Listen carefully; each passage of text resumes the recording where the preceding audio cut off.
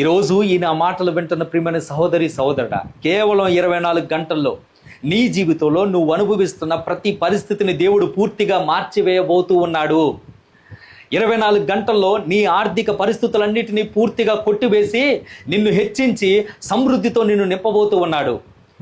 మరణ పడకల మీద నుంచి నిన్ను విడిపించి తన మహిమ నిమిత్తం నిలబెట్టుకొని గొప్ప సాక్షిగా నిన్ను వాడుకోబోతూ ఉన్నాడు. నీ అప్పుల బాధ నుంచి నిన్ను విడిపించి నిన్నే అప్పిచ్చే వ్యక్తిగా ఆయన చేయబోతూ ఉన్నాడు.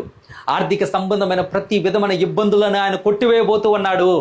నీ అవమానములను కొట్టివేసి వాటిని సన్మానాలుగా మార్చబోతూ ఉన్నాడు. నీ ఒంటరితనాన్ని కొట్టివేసి బలమైన జనముగా నిన్ను మార్చబోతూ ఉన్నాడు. తృణీకరించబడిన నీ జీవితాన్ని తలరాయిగా ఆయన మార్చబోతూ ఉన్నాడు. హేయమైన నీ జీవితాన్ని ఆయన హెచ్చించబోతూ ఉన్నాడు.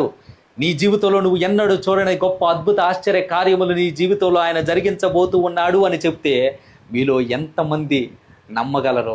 నేను చెప్తున్న ఈ మాటను నమ్మగలిగినంత విశ్వాసం మీలో ఉన్నదా? ఇవన్నీ ఇప్పుడు జరిగే పనులు కానే కాదండి అని చెప్పేసి తేలిగ్గా కొట్టివేస్తారా? ఇవన్నీ ఇప్పటికిప్పుడు జరగటం ఇంపాసిబుల్, ఇవి జరగని పని. నా జీవితంలో నేను అనుభవిస్తున్న ఈ పరిస్థితులు ఇప్పటికిప్పుడు మారిపోవటం అనేది ఇంపాసిబుల్. నా జీవితం మార్పు చెందటం అనేది ఇంపాసిబుల్. ఈ ఇబ్బందులు, ఈ కష్టాలు నా జీవితం నుంచి తొలగిపోవటం అనేది ఇంపాసిబుల్. ఇప్పటికిప్పుడు ఇవి జరిగే పనులు కానే కాదు అని చెప్పేసి మీరు అంటున్నారా? ఒక విషయం గుర్తుపెట్టుకోండి, దేవుని డిక్షనరీలో ఇంపాసిబుల్ అనే పదం ఎప్పటికీ లేనే లేదు. మనకు ఇంపాసిబుల్గా అనిపించే ప్రతిదీ కూడా ఆయనకు పాసిబుల్లే. అందుకని దేవుని వాక్యంలో ఒక అద్భుతమైన మాట రాస్తుంది, మనుషులకైతే ఇది అసాధ్యము కానీ దేవునికైతే సమస్తము కూడా సాధ్యమే. మన అల్పమైన విషయాలు దేవుని ప్రేమలో చాలా అధికమైనవి గాను, మన అధికమైన విషయాలు దేవుని శక్తి ముందు చాలా చిన్నవిగాను అల్పమైనవిగాను కనబడుతూ ఉన్నాయి.